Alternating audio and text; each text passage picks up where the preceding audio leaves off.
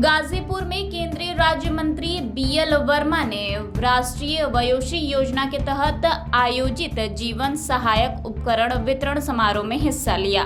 इस दौरान 498 दिव्यांगजनों को सहायक उपकरण वितरित किए गए। आपको बता दें कि जनपद में कुल 1868 दिव्यांगों को उपकरण वितरण की योजना है। कार्यक्रम के दौरान मंत्री वर्मा ने राहुल गांधी के बयानों पर प्रतिक्रिया दी। उन्होंने कहा कि राहुल गांधी विदेशी धरती पर भारत की आलोचना कर 140 करोड़ देशवासियों का अपमान करते हैं।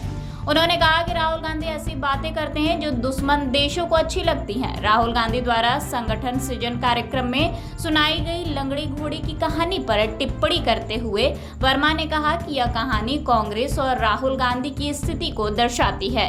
जाति जनगणना के मुद्दे पर अखिलेश यादव के बयान का जवाब देते हुए मंत्री ने कहा कि यूपीए सरकार 60 वर्षों में जाति जनगणना नहीं करा पाई।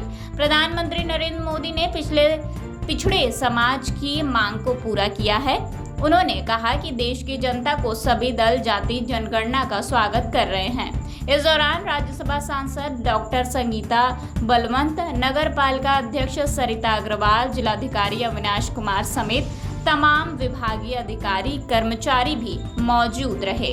आज का कार्यक्रम राष्ट्रीय वयोश्री योजना में जो हमारे वरिष्ठ नागरिक होते हैं उनके जीवन में बहुत सारी उम्र के नाते, कमजोरी के नाते, बीमारियों के नाते परेशानियां होती हैं। उनमें कैसे सहजता सरलता अपना जीवन आसान बने उनके लिए सहायक उपकरण देने के लिए हमने कार्यक्रम रखा था वितरण करने के लिए। और आज गाजीपुर में 1868 हमारे ऐसे लाभार्थी को चिन्हित किया गया था। उनमें से सबको हम सहायक उपकरण देने का काम कर रहे हैं। और आज हम कह सकते हैं माननीय प्रधानमंत्री मोदी जी हमेशा माने वरिष्ठ नागरिकों को इतना सम्मान देते हैं। उन्होंने आयुष्मान कार्ड की योजना तो चलती थी, लेकिन अब 70 वर्ष से ज़्यादा आयु वालों के लिए उनको जोड़ने का काम किया है। हमारे मंत्रालय के द्वारा चाहे वृद्धाश्रम हो या अन्य तरह से कैसे हम इन बुजुर्गों का, इन वरिष्ठ नागरिकों का सम्मान बनाए रखें, बढ़ाए रखें, इसके लिए चिंता माननीय प्रधानमंत्री के नेतृत्व में हमारा मंत्रालय भी लगातार कर रहा है। और जहाँ तक दिव्यांगजनों का सवाल है, तब मैं कहूँगा जिस एल्को के द्वारा आज हमने कार्यक्रम किया है वही एल्को हमारा दिव्यांगजन का भी सहायक उपकरण देने का काम करता है। और आज 18,000 से भी ज़्यादा कैंप लगाकर 32 लाख लोगों के लिए हमने सहायक उपकरण देने का काम किया है। जैसे आपने अभी देखा होगा, हमने कानों को सुनने की मशीन से लेकर के चाहे दिव्यांगों के लिए ट्राईसाइकिल की बात हो, मोटर ट्राईसाइकिल की बात हो, कान की सुनने की मशीन हो या अन्य सहायक उपकरण हो, इस तरह का देने का लगातार काम करते हैं। तब हमारे प्रधानमंत्री ने इस विकलांग शब्द को हटा करके दिव्यांग शब्द किया है। और हम कह सकते हैं कि दिव्यांग शब्द दिव्य शक्तियों से माननीय प्रधानमंत्री ने जोड़ा है। आज उनका जो आरक्षण होता था नौकरियों में, शिक्षा में, उसे भी बढ़ाने का काम किया है। और आज जब ओलंपिक गेम होते हैं, माननीय प्रधानमंत्री मोदी जी के नेतृत्व में हमारे देश के खिलाड़ी हमारे देश का गौरव बढ़ाने का काम करते हैं, अब तक से ज़्यादा मेडल लाने का।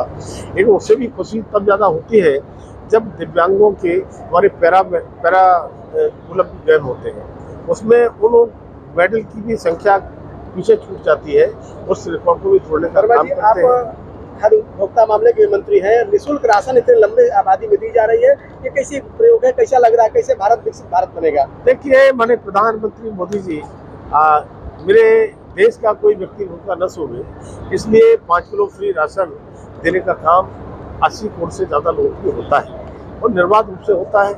ये मेरा सौभाग्य है, वो मंत्रालय में भी मैं काम करता हूँ।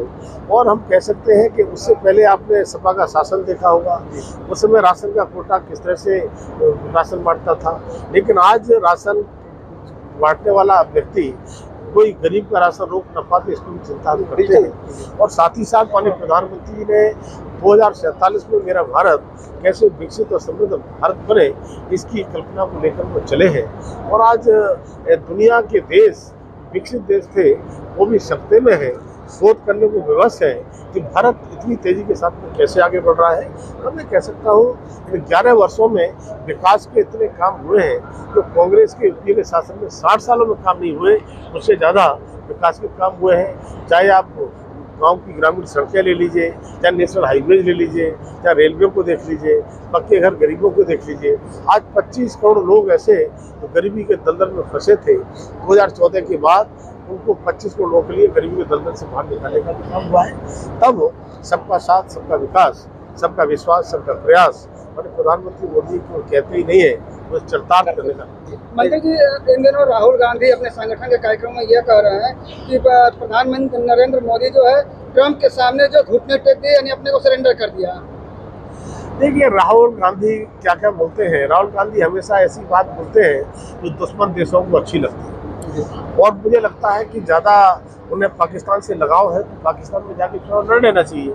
और जहाँ तक मैंने देखा है, विदेश की धरती पर जाकर के भारत के बारे में आलोचना करना, यहाँ के 140 करोड़ लोगों के अपमानजनक शब्दों का अपमानजनक बात करना, तब मैं कहूँगा कि राहुल जी की बातों को कांग्रेस भी गंभीरता से लेती नहीं है, इसलिए कांग्रेस फांसी पर पहुंची। इस दिनों राहुल गांधी अपने संगठन कार्यक्रम में लंगड़े घोड़े की कहानी सुना रहे हैं, क्या इसका मतलब निकाला जाए? अब लंगड़े घोड़े की कहानी मुझे लगता है वही कांग्रेस भी लंगड़ी हो गई है, खुद लंगड़े हो गए, इसलिए वो पीछे चले गए। अखिलेश यादव सर ये कह रहे हैं कि अब पीडीए की जब सरकार बनेगी तभी जातीय जनगणना हो पाएगी, क्या लगता है? देखिए, अखिलेश जी क्या कहते हैं, अखिलेश इससे पहले यूपीए की सरकार में भी रहे हैं, सपा की कांग्रेस की सरकार में भी रही है समाजवादी पार्टी, तो 60 सालों में तो ये करवा नहीं पाए। लेकिन माननीय प्रधानमंत्री मोदी जी ने जो वास्तव में पिछड़े वर्ग की डिमांड थी, मांग थी, उसको पूरा करने का काम किया है।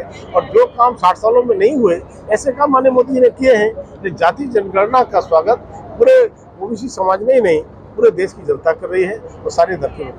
थैंक यू, धन्यवाद।